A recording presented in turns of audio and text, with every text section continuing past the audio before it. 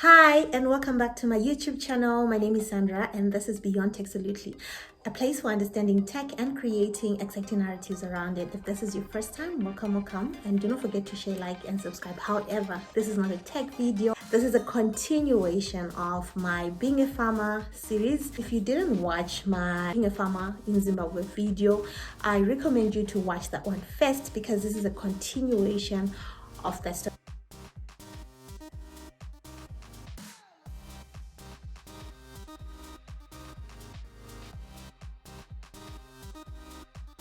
As you know, other than being in the tech space, I'm also a farmer. So today I am going to be talking about hatching of eggs, the do's and don'ts, the hatching process, how it works, where it starts, the whole 21 days plus and minus. So just to give you a recap, what I normally do is to hatch eggs and sell chicks, day-old chicks, free-range chicken chicks. Those are like my Roadrunners from day old up to like probably 4 weeks or point of lay. I can't really call point of lay chicks because they'll be fully grown, but I mean, you get the gist, right? So I'm just going to be doing a step-by-step process on how I basically do my core business, which is making sure that from fertilized egg I get a healthy. It's not always the case where I get 100% hatch rate. I mean, I've never gotten 100% hatch rate. My hatch rate is normally from 70 and the highest has been 85. But I'm here to tell you the do's and don'ts if you'd want to embark in this business that you should do for you to have healthy chicks and a high hatch rate. So these are just simple hatching eggs do and don'ts when it comes to selecting, handling, incubating fertile eggs that can lead to a more successful hatch of baby chicks. While it seems like a very, very simple process, any little thing can affect your hatch rate, be it humidity, temperature, egg handling, any variation can actually affect this. Okay, so normally what happens, this process starts from picking the eggs. So you normally pick the eggs, from the chicken runs, you pick all the eggs, whether they are normal, cracked, broken, small, big, double yolked. You have to pick the eggs from there because you can't leave the eggs lying there anyway. Then from there, that's where you start the selection process. So by selecting, you have to separate the ones that have brackages. These are the ones that we essentially eat at home. Then there are the big ones, the double. I wish I had a sample. The double yolked one definitely won't hatch. And then there are the little small ones. Those ones won't hatch as well. So you need to keep the normal sized eggs for hatching, the medium sized eggs. Yeah. So those are the ones that you keep. When you're storing the eggs before hatching, because it's not like essentially you hatch the eggs immediately. Why? Because you have to hatch them in batches. So probably I normally put maybe 250 eggs at a time every week. So every time you're storing your eggs, you need to store them with the pointy side facing down. Why do we do that? Is because there's an air sac in an egg, and that is where there's oxygen that will be used, that the incubating chick embryo will use for air to breathe once its lungs are developed. And eggs should be stored pointed end down to keep the yolk centered and to keep any bacteria as far as possible from the yolk. So as the egg ages, the sac, it gets smaller, so it then becomes prone to bacteria and moisture. After storing of the eggs, we then move to selection of the eggs that will get into the incubator, right? So first of all, you have to start with the cleanest eggs. In some instances, you have to put the dirty eggs because sometimes the client just brings the dirty eggs, and we don't have to wash the eggs because there's a natural bloom that protects the egg. So once you clean it, it then makes the egg prone to bacteria. Before, I used to clean all the eggs, make sure they're clean, but then now I just put them like that. So if there is any dirt, you just have to flick any dirt, or just gently remove the dirt. If you also put dirty eggs into the incubator, it then introduces bacteria in the incubator and affects a whole lot of eggs in the incubator. Whilst you're storing the eggs as well, you have to store the eggs in a cool place. You don't need to refrigerate the eggs because they won't hatch, obviously.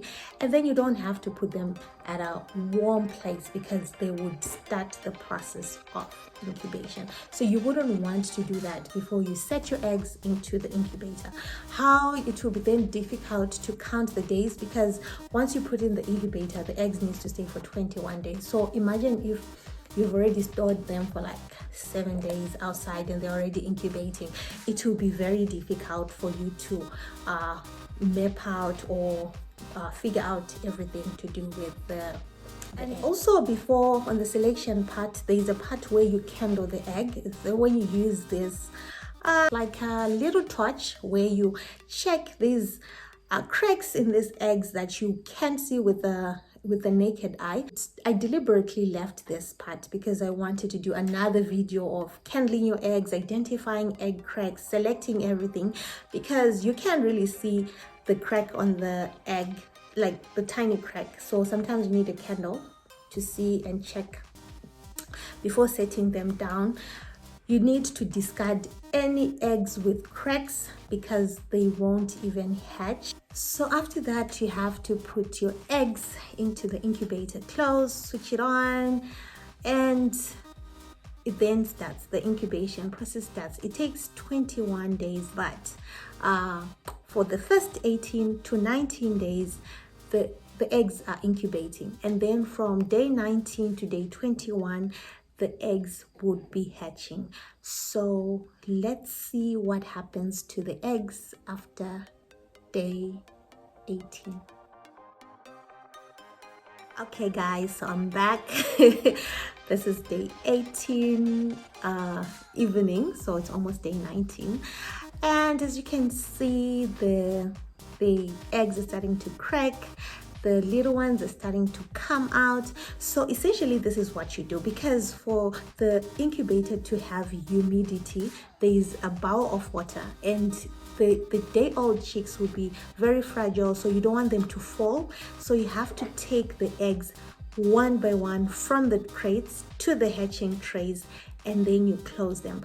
This process is delicate. You have to do it fast because you're opening the incubator, so it means the fan is not blowing as much. There's a lot of heat that is being lost when you're opening the doors, so you have to do it so fast that you don't have to affect the temperatures with the hatching process. So this delays the hatching process if you do it slowly.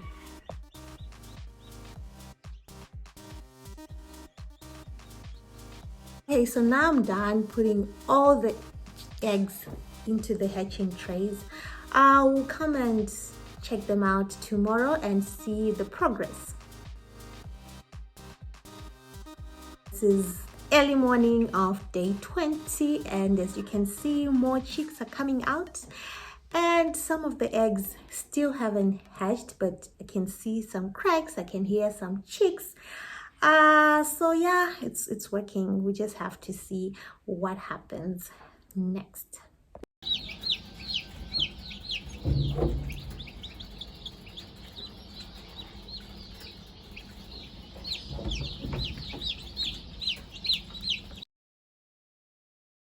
Day 21, I now have fully developed chicks. As you can see, the quads are now healthy. They look so healthy. All the eggs have actually literally hatched. I do have a few chicks that I want to show you. Remember the don'ts that I was actually telling you about, the temperature, the large eggs? I actually added an extra crate with such that these are the chicks that came out. Normally the chicks won't survive a day after coming out of the hatching. After the whole heat, they won't survive. So I'll actually show you how they will be tomorrow, but today I have these chicks. I think they started incubating earlier, so they spent so much time or their shells actually became so hard because of putting the eggs into a hot incubator, so they couldn't push out the eggs. Then the chicks will kind of come out like this, or they would be unhealthy. They normally wouldn't survive. So after this, what I normally do is to have your chicks, you feed them, you give them a dosage of a viral kill, antibiotic, stress pack normally, and these are the vaccines that I use. I normally disinfect because you don't want them to interact with outside bacteria as yet. After that, you give them starters. I normally use from Capital Feeds, starters and water with all the soluble vaccines in it. Make sure they drink, make sure they're well, and we just wait for day 2. I mean, like I said, the unhealthy ones normally won't survive till day 2 or 3.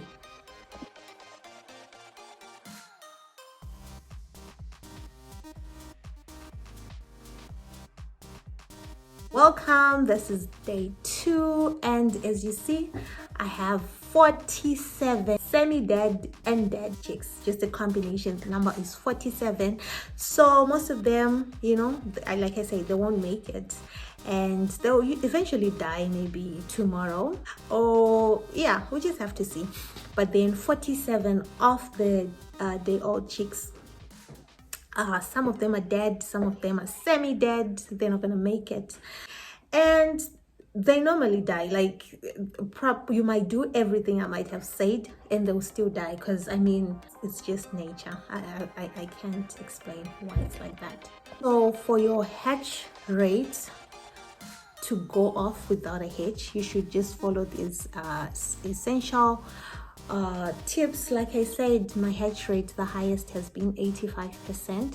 So essentially some of the eggs won't hatch, and yeah, we have to throw away the eggs, those ones, and then some of them, they hatch but they will not be as healthy, so they eventually die. So this is a very fragile process and it should be taken into consideration. So let me know what you think about this video, the hatching process. If I've missed out anything that you'd want to know, comment down below. Let me know. If you're also a farmer doing this process, let me know what you have done. Let me know your tricks on making sure your hatch rate is as high. And yeah, other factors that affect the incubation or the hatching process is power cuts, so make sure you have backup power. Thank God for Sure Hatch, it has up to 6 hour backup heating.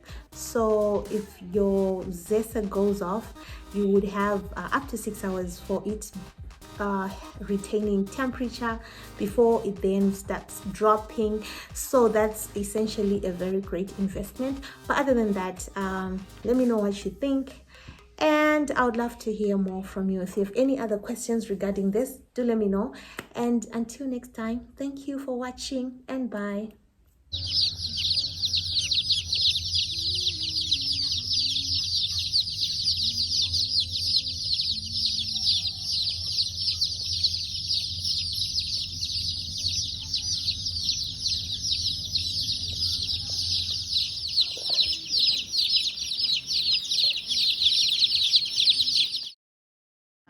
Dzinolaite dzinokasika kukura ende mabreed acho dzinokura kuita makuhuku makuru chaiwo. Ndosaka tichida huku dzepano. Ndakambotora dzimwe kumashure uko taona mai panext door pedu. Vainitwawo akatotorawo. Vatauya vakatopinda vakaita tour yekuona kwese. Vakafarira mamwe black aya. Maastrolope. Black vakapinda kuda iwawo. Vatatora iwawo. Saka iko zvasi vatati nhasi kachitoreti Aiwa, maita basa. Thank you so much for supporting. Yeah, no, it's a good project. Thank you. And huku dzacho dziri health. Aiwa, tinodzichengetedza.